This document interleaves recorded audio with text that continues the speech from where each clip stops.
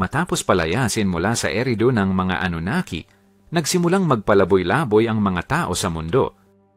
Ngunit may hindi inaasahang nangyari. Ang ilang Anunnaki at Igigi ay lihim na nakipag-ibigan sa mga tao. Ang mga anak na nilikha sa pagitan ng Anunnaki at mga tao ay nagpakita ng kahangahangang mga kakayahan.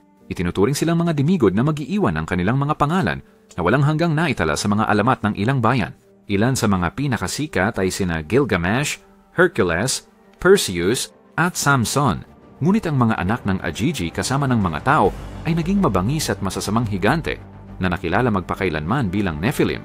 Kadalasan silang naninirahan sa mga kuweba sa burol, ngunit inaatake nila ang mga tahanan ng tao at nagdudulot ng maraming abala sa mga Anunnaki. Kahit walang suporta mula sa Anunnaki, namulaklak ang mga tao at nagtayo ng kanilang sariling mga lungsod. Nang wala ang mga Anunnaki upang magdikta ng mga patakaran, bumagsak sa kabulukan ng mga tao. Ang pagnanakaw, kahalayan, at karahasan ay pangkaraniwan sa mga lungsod at tila imposibleng kontrolin ang kabangisan ng tao. Ngunit malapit na ang pagbabago. Ang orbit ng planetang Nibiru ay papalapit sa mundo, isang pangyayaring nangyayari lamang tuwing 3,600 taon. Alam ng mga Anunnaki ang paparating na sakuna dahil babaligtarin ni Nibiru ang mga magnetic poles ng Earth, nagdulot ng lindol, pagputok ng bulkan at tsunami. Ang huling pasya ng mga Anunnaki ay iwanan ng mga tao, bumalik sa kanilang mga barko at tumakas patungong kalawakan kung saan sila mananatiling umiikot sa planetang Earth hanggang sa matapos ang mga kalamidad. Labag sa kagustuhan ng kanyang mga tagapayo at mga miyembro ng pamilya, nagpasya si Haring Enki na ang lahi ng tao ay karapat-dapat sa isang pagkakataong mailigtas ang sarili mula sa kalamidad. Inatasan niya si Utnapishtim, isang mabait na lalaki, upang lumikha ng isang malaking barko na tinawag na tagapagligtas ng buhay, bilang paghahanda sa isang malaking baha na magwawakas sa buhay sa mundo. Kahit na sa harap ng pangungutya ng mga tao, masigasig na isinagawa ni Utnapishtim ang mga utos ni Enki at itinayo ang barko. Inalagaan din ni Utnapishtim at pinrotektahan ang diwa ng lahat ng mga hayop sa mundo. Inutos ni Enki na gamitin ang teknolohiya ng Anunnaki para kolektahin ang DNA ng isang lalaki at isang babae mula sa bawat specimen ng hayop na natagpuan. Nang sa wakas ay handa na ang malaking barko, nadama ang mga palatandaan ng papalapit na Nibiru sa buong mundo. Natakot sa resulta ng kanilang kayabangan ang mga dati nangutya kay Utnapishtim. Tulad ng hinulaan, ang mundo ay winasak ng isang hindi pa nangyaring sakuna. Ginutay ng mga lindol ang ibabaw ng Earth, nagtatag ng mga bagong kontinente. Sumabog ang mga bulkan ng lava at nagliliyab na usok. Tinutupok ang lahat sa kanilang daanan. Sa wakas, ang malakas na ulan ay nagtaas ng level ng mga karagatan na tumakip pa sa tuktok ng ilang mga bundok. Ang marilag na lungsod ng Eridu at ang hardin ng Eden ay nawasak, pati na rin ang kakilakilabot ng mga higanteng Nephilim. Pero sa kabila ng mga kakilakilabot na ito, nakayanan ng barko ni Utnapishtim at lumutang hanggang sa bumalik sa normal na mga antas ang tubig na nagbunyag ng isang muling isinilang na mundo. Sa tulong ng teknolohiya ng mga Anunnaki, naibalik ang buhay sa Earth. Unay-unay na itinayo ang mga makapangyarihang bagong lungsod tulad ng Babylonia, Hattusa at Knossos. Muling iginagalang ng mga tao ang Anunnaki. Sinasamba sila bilang mga Diyos at nagtatayo ng mga templo bilang parangal sa kanila. Sinakop ng lahi ng tao ang mga bagong teritoryo na lumitaw pagkatapos ng baha, lumikha ng natatanging mga sibilisasyon. Bawat isa ay kumakatawan sa Anunnaki bilang mga Diyos ayon sa lokal na paniniwala. Ngunit ang kapayapaan ay muling nanganib ng ang nakababatang kapatid ni Enki, na pinangalan ng Enlil, ay nagnais na maging punong tagapamahala ng Earth. Pinahintulutan ng Anunnaki ang mga tao na magkaroon ng sarili nilang mga hari sa kanilang mga lungsod.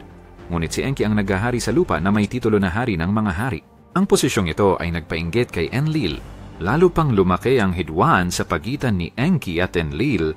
Pangunahin dahil ayaw ni Enlil sa mga tao at hinamak niya ang katotohanang tinulungan sila ng kanyang kapatid na makaligtas sa baha. At naniwala si Leo na ang mga tao ay simpleng manggagawa lamang na may limitadong katalinuhan.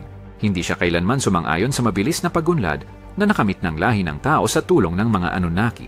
Upang pakalmahin ang sitwasyon, iminungkahi ni Enki ang isang politikal na kasal sa pagitan ng kanyang anak na si Dumuzid at Inanna, ang apo ni Enlil. Ngunit ang panganay na anak ni Enki, na nagngangalang Marduk, ay hindi tinanggap ang ideyang ito dahil balak niyang alisin sa pwesto ang kanyang ama at tiyuhin at angkinin ang titulo ng hari ng mga hari. Nag-isip si Marduk ng isang plano na nagdulot ng aksidenteng pagkamatay ng kanyang kapatid na si Dumuzid. Sa pagtatapos ng pinagkasunduang kasal, tumindi ang alitan sa pagitan ni Enki at Enlil. Pinarusahan si Marduk sa kasalanan at ipinatapon sa isang malungkot na disyerto. Nang malaman niya ang tungkol sa mga alitan sa pagitan ng mga Anunnaki na naninirahan sa lupa, nagpasya si Haring Anu ng Nibiru na makialam. Pinatawad ni Anu si Marduk na pinalaya mula sa pagkakatapon at pinahintulutang makasama sa mga Anunnaki. Pinatapos din ni Anu ang alitan sa pagitan nina Enki at Enlil. Pangako niya sa dalawang magkapatid at iba pang Anunnaki ng maharlikang lahi na magkakaroon ng teritoryo ang bawat isa upang pamahalaan sa mundo. Binigyan si Enlil ng rehiyon ng Mesopotamia, nakakuha si Enki ng Ehipto, si Inanna ay nakakuha ng Persia, at si Ninma ay binigyan ng rehiyon ng Sinai. Ang kapatawaran na ibinigay kay Marduk ay hindi nagbigay sa kanya ng karapatan na mamuno sa isang teritoryo. Hindi masaya, hiningi ni Marduk ang Babylonia, isang lungsod kung saan siya naging pangunahing Diyos. Nagpasya si Marduk na hamunin ng iba pang Anunnaki at salungat sa utos ni Anu, tinuruan niya ang kanyang mga taong alagad ng sekreto sa paggawa ng mga armas at armadurang bakal, paglikha ng pinakamahusay na kagamitang hukbo noong panahong iyon. Uhaw sa kapangyarihan! Inutos ni Marduk na itayo ang mga nakabitin na hardin sa Babylon upang tularan ang karilagan ng sinaunang hardin ng Eden na nawasak sa baha. Hindi lamang iyon. Inutos din ni Marduk ang pagtatayo ng isang malaking tore na aabot sa mga ulap ng langit upang makita si Haring Anu. Mabilis na umabot sa kahangahangang taas ang Tower of Babel. Dahil ang layunin ng konstruksyon ay upang higitan ang lahat ng iba pang gusali ng Anunnaki sa Earth. Hindi binaliwala ang galit ng natitirang Anunnaki at nagsimula ang bawat leader na maghanda ng mga hukbong tao upang harapin si Marduk. Sumunod sa mga utos ni Marduk, ang mga hukbong Babylonia ay nagmarcha para sakupin at alipinin ng ibang mga bansa. Ito ang simula ng isang malaking alon ng mga digmaan at salungatan sa pagitan ng pinakamalakas na mga tao ng panahon ng tanso. Palaging nagbabago ng panig at bumubuo ng alyansa ang mga Anunnaki sa isa't isa. Nagdulot ito ng kaguluhan at pagkasira sa maraming pangunahing lungsod. Nagawang mangibabaw ng mga hukbo ni Marduk ang Ehipto at Sinai. Upang harapin ang iba pang Anunnaki, hinamak o nilipol ni Marduk ang mga tao na kanyang nasakop. Walang ibang paraan, nagkaisa sina Enki at ang kanyang kapatid na si Enlil. Sa pahintulot ni Haring Anu, ginamit nila ang teknolohiya ng armas at barko ng mga Anunnaki upang labanan si Marduk. Isang matinding desisyon na may maraming masasamang kahihinatnan sa mundo. Ang pinsalang dulot ng mga sandata ng Anunnaki ay nagdulot ng maraming likas na sakuna. Ang mga bulkan, lindol at tsunami ay sumira sa buong sibilisasyon. Nawala ang mga pananim dahil sa hangin na nahaluan ng abo mula sa bulkan at naging laganap ang gutom. Nagipet, iniwan ng mga tao ang mga lungsod o bumuo ng mga grupong mandarambong para umatake sa mas mayabong na lupa. Desir malungkot na bingyaring to ay daytalabiting bago ng panahon ng tanso. Pagkatapos magdulot ng ganitong sakuna sa mundo, napagtanto ng mga Anunnaki na hindi matatapos ang mga digmaan at maaari nitong wasakin ang buong planetang Earth. Upang ihinto ang kaguluhan, inutos ni Anu sa lahat ng Anunnaki na bumalik sa Nibiru at hayaang pamunuan ng mga tao ang mundo.